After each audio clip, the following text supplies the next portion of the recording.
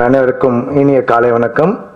குறிப்பாக பத்திரிகை மற்றும் ஊடக நண்பர்களுக்கு இந்த 2015ஆம் ஆண்டிற்கான புத்தாண்டு நல்வாழ்த்துக்களை சிறப்பாக தனியாக உங்களுக்காக நான் சொல்லிடுறேன்.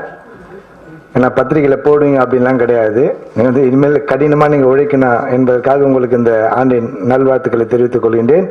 மற்றும் உலகமெங்கும் இருக்கின்ற தமிழ் மக்களுக்கும் என் சார்பாகவும் என்னுடைய குடும்பத்தின் சார்பாகவும் இந்த காலகட்டம் திரைப்பட குழுவினரின் சார்பாகவும் இனிய புத்தாண்டு நல்வாழ்த்துக்களை தெரிவித்துக் கொள்கின்றேன். இந்த திரைப்படம் பார்த்தீங்கன்னா இந்த 2015ஆம் ஆண்டு ரொம்ப வேகமாக நான் வந்து ஒர்க் பண்ணேன்னு சொல்லிட்டு முடிவெடுத்த காலகட்டத்தில் முதல் நான் வந்து பங்கேற்கக்கூடிய நிகழ்ச்சி இது. எனக்கு வந்து ராஜேந்திரன் மேனேஜர் சார் பேசினார். காலகட்டம் படத்தில் நீங்கள் வந்து பாட்டு பாடினீங்க, அதுக்கு வந்து விஷுவலாக வந்தீங்க, அதனுடைய ப்ரெஸ் மீட் அப்படின்னு சொல்லி சொன்னார். சின்ன படங்கள் எந்த படம் வெற்றி பெறுவதுன்னே நம்மளுக்கு வந்து தெரிய மாட்டேங்குது. அப்படி ஒரு காலகட்டம் இன்னைக்கு வந்து திரைப்படத்துறையில் இருக்குது. ஏன்னா திடீர்னு எந்தெந்த படமும் டப்னு ஹிட் ஆகிடுது. சின்ன படங்கள் அப்படின்ட்டு வந்து ஏளனமாக யாரும் எடை போடக்கூடாது. ஏன்னா நானும் இனிமேல் உஷாராக இருக்கணும். திடீர்னு இப்போ இந்த படத்துக்கு நான் ப்ரெஸ் மீட்டுக்கு வரல, படம் ஹிட் ஆயிடுச்சுன்னா அப்புறம் நான் எப்படி அவங்க முகத்தில் முழிப்பேன். ஆக வந்து அந்த ஒரு பயத்திலே வந்து அதே நேரத்தில் பத்திரிகை நண்பர்களுக்கும் உங்களுக்கு நான் ஒரு உரிய மரியாதையை தரணுன்ற ஒரு காரணத்துக்காக தான் இந்த நிகழ்ச்சிக்கு நான் வந்து இங்கே வந்திருக்கின்றேன். திரைப்படத்தோட ட்ரெய்லர் பார்த்தேன், பாடலாம் பார்த்தேன், எல்லாம் கதையோடு கலந்த பாடல்கள்.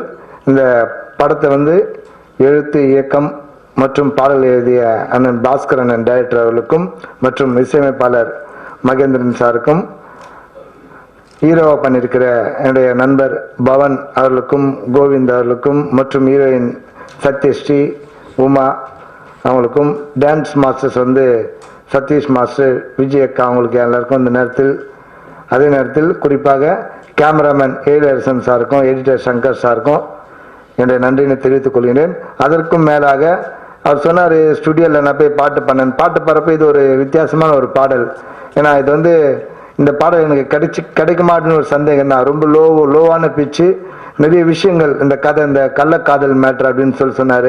சரி, நிறைய விஷயங்கள்லாம் வந்து படத்தில் பாடுறோம், இதையும் ஒன்று பாடி வைப்போம்னு சொல்லி தான் வந்தேன். உடனே நீங்கள் தான் நடிக்கணும் அப்படின்னு கேட்டாங்க. அண்ணன் சொன்ன மாதிரி எனக்கு நீங்கள் கொஞ்சமான பொருளாதாரம் இருக்கா, நான் எதுனா உங்களுக்கு வந்து அட்ஜஸ்ட் பண்ணேன்னா அது வேறு எதுனா ஒரு தேவைக்கு பயன்படும் அப்படின்னு சொல்லிட்டு நான் வந்து அவங்கள சொல்லிவிட்டு ஃபிலிம் செட்டில் வச்சாங்க. போயிட்டு நான் நின்று அந்த படத்துக்கு வந்து நடிச்சு கொடுத்துட்டு வந்தேன். இந்த படத்தில் குறிப்பாக நான் வந்து தயாரிப்பாளர்கள் ஜெய் இந்திரா மூவிஸ் அவங்களுடைய படம் தயாரிப்பாளர் ஏபிஆர் சுப்பிரமணியம் சாருக்கும் மற்றும் இணை தயாரிப்பாளர் உமாசேகர் அவர்களுக்கும் இந்த நேரத்தில் என்னுடைய நன்றியை தெரிவித்துக் கொள்கின்றேன்.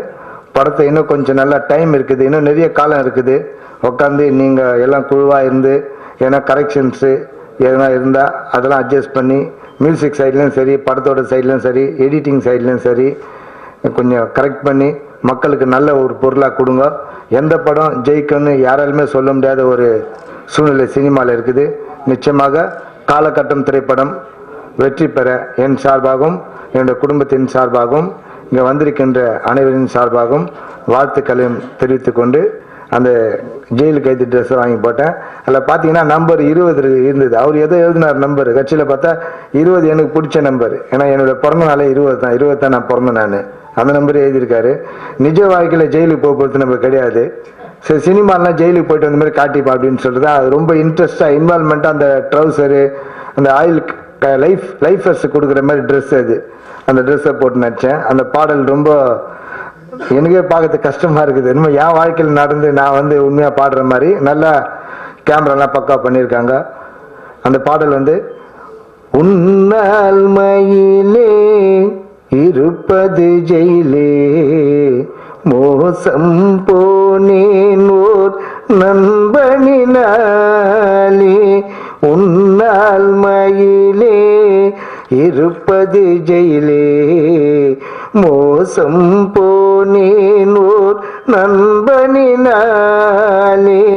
அவமான சின்னம் போலே ஆனே நானே, அவமான சின்னம் போலே ஆனே நானே, உன்னால் மயிலே இருப்பது ஜெயிலே, மோசம் போனேனோ நண்பனினாலே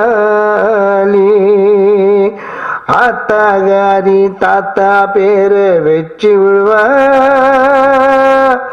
அப்பங்கார அவனை போட்டு அடிச்சிடுவா அட கொஞ்ச காலம் தாயும் தானே மறைஞ்சிடுவா